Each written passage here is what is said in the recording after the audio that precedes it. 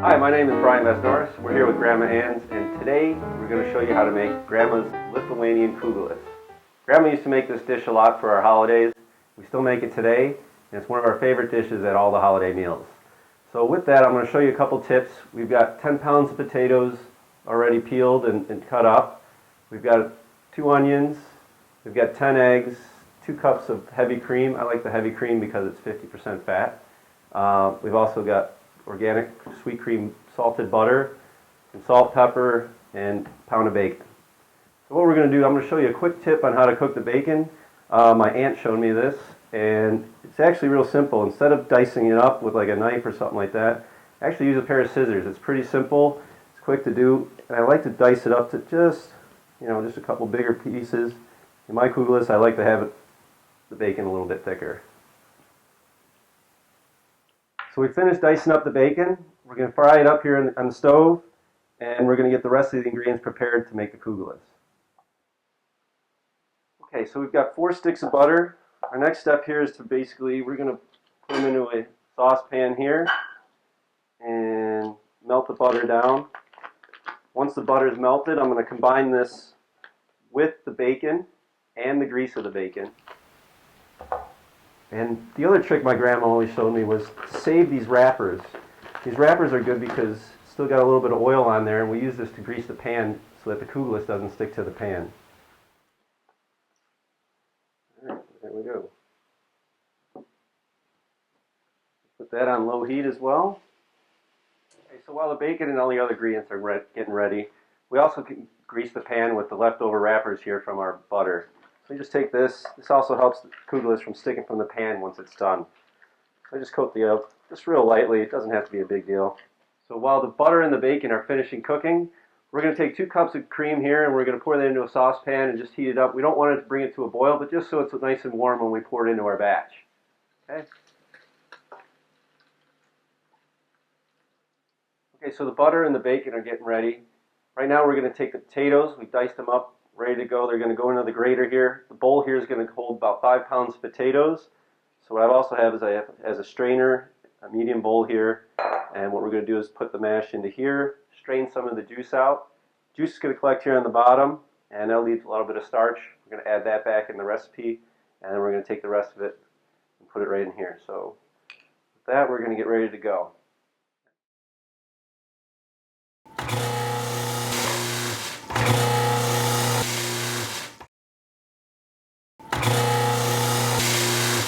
So I'll also add a couple onions in here.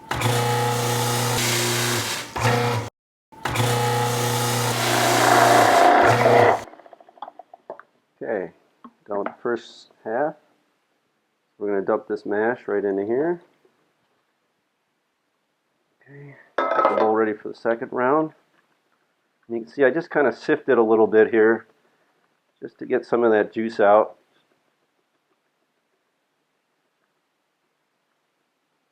And this is ready to go. And we're ready for the next batch. Perfect. You can see here we all the juice here. Starch is going to collect on the bottom. We're going to use that and throw that back in the batch later. But right now I think our butter and our bacon is ready. We'll bring these over. First pour the butter all over it. Next we'll add the bacon.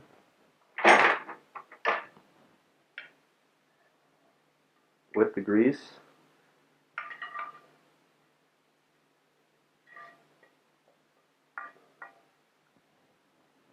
With that, we're just going to mix it up real quick.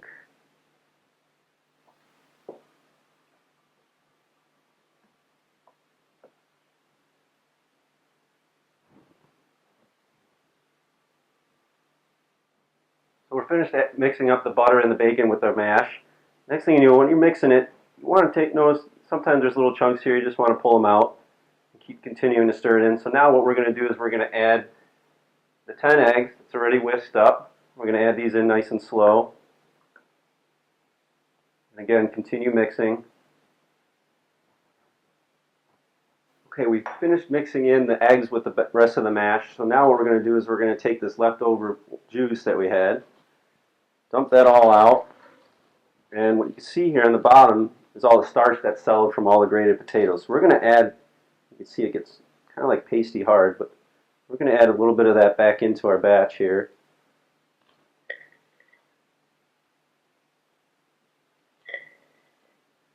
You don't really have to use all of it, but try to use most of it.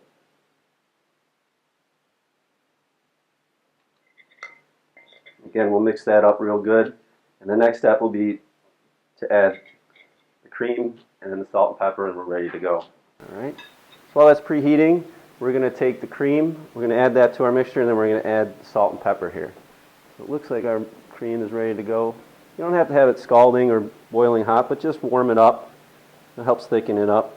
And then we're just going to add it slowly. You don't want to pour it in real fast to scald it.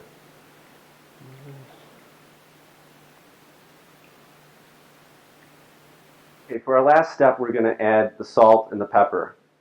You know, salt and pepper goes to taste. I like to use, basically for this batch, just under 2 tablespoons of salt and just under 1 tablespoon for the black pepper. So we'll add these in, mix this in real good, and then we're going to put it on our... Okay, we finished pouring the batch into the pan here. We preheated our oven to 350 degrees. And the reason we do that is we're going to put it on broil for about 10 minutes. You want to keep an eye on it. You want to form a nice crust. Most people comment on the nice crust that forms. I think it also helps bake the kugelis a little bit better.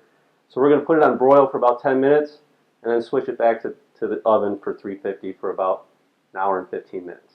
Okay, you can see the broil has done its job. We got a little bit of a crust forming. So now we're going to switch it to the oven for 350 and going to cook it for an hour to an hour and 15 minutes. Okay, so now that we got the kugelis in the oven, we want to clean our machine right away, just like you would clean a blender right away. So you can see how easy I just popped that right off.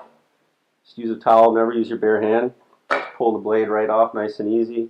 All these pieces are dishwasher safe. And the hopper here, I recommend just throw it in the sink here and it'll rinse right off right away. So you can see how easy it is to take this apart and clean it, and you're ready for your next kugelis batch. Okay, we've pulled the kugelis out of the oven. We've let it cool for a little bit, and we're going to pull a piece out here.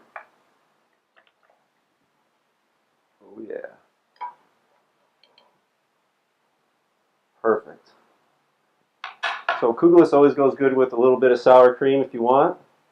You can just add a little dab here on the side. And there you have it. Actually, one of the best things is when this thing hardens, you put it in the fridge, maybe overnight, and you wake up for breakfast, and you fry it on both sides with a covered pan. Delicious. Breakfast of champions.